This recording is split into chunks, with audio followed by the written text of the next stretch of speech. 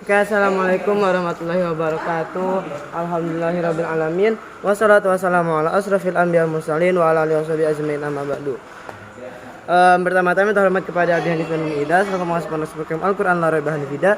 Yang kedua terhormat kepada guru-guru MTSM Al-Qur'an la raiba hanifida, dan yang ketiga terhormat kepada kedua orang tua saya, dan tidak lupa pula kepada teman-teman saya yang saya banggakan.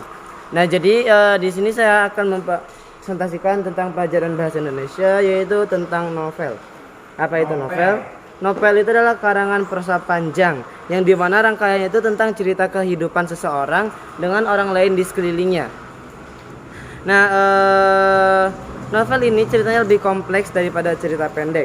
Nah, ciri novel yang pertama itu adalah biasanya novel itu halamannya itu sekitar 100 halaman atau lebih. Tapi ada pula novel yang kurang dari 100 halaman, dan itu namanya tetap novel. Nah, kemudian novel itu biasanya tema dan alurnya itu bersifat kompleks. Nah, novel ini juga berbentuk narasi. Nah, jadi contohnya teks narasi itu ada di novel. Nah, kemudian alur di dalam novel ini juga sangat berkembang. Nah, di dalam novel ini memiliki banyak tokoh, tidak seperti di cerita pendek. Nah, kemudian di novel ini juga memiliki banyak latar. Nah, kalau misalnya kan kalau di cerita pendek itu latarnya hanya itu saja, tokohnya juga hanya itu saja. Nah, kalau di novel tidak.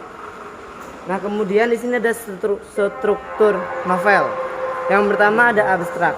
Abstrak itu adalah ringkasan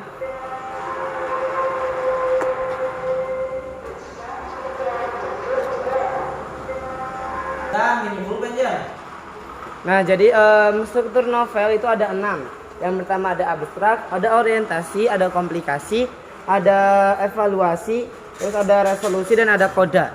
Nah, apa itu abstrak? Abstrak itu biasanya itu bersifat ringkasan. Nah, biasanya itu berada di awal cerita novel.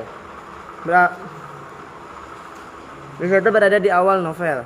Nah, kemudian ada pula orientasi. Nah, orientasi adalah pengenalan, baik pengenalan tokoh, pengenalan latar, pengenalan waktu, dan lain-lain. Nah, kemudian ada komplikasi. Nah, di mana komplikasi ini awal terjadinya konflik antar tokoh. Nah, kemudian ada evaluasi. Nah, tadi kan kalau komplikasi itu terjadinya konflik, nah di evaluasi ini puncak-puncaknya konflik. Nah, jadi udah ada masalah, kemudian masalahnya tambah tinggi. Nah, itu namanya evaluasi. Kemudian yang ada resolusi. Nah, resolusi itu adalah solusi atau cara penyelesaian dari masalah tadi. Nah, kan udah puncak banget masalahnya, maka diakhiri dengan solusi dari masalah itu. Nah, biasanya kalau masalah ini tuh endingnya itu tidak selalu bahagia untuk tokoh utamanya. Kadang ngeset, kadang mati, kadang lain-lain, tergantung tokoh tergantung pembaca, tergantung penulisnya. Nah, kemudian ada koda, yang terakhir koda. Koda itu artinya penutup. Nah, kalau tadi abstrak sama koda ini bersifat itu tidak tentu. Jadi boleh ada, boleh tidak ada.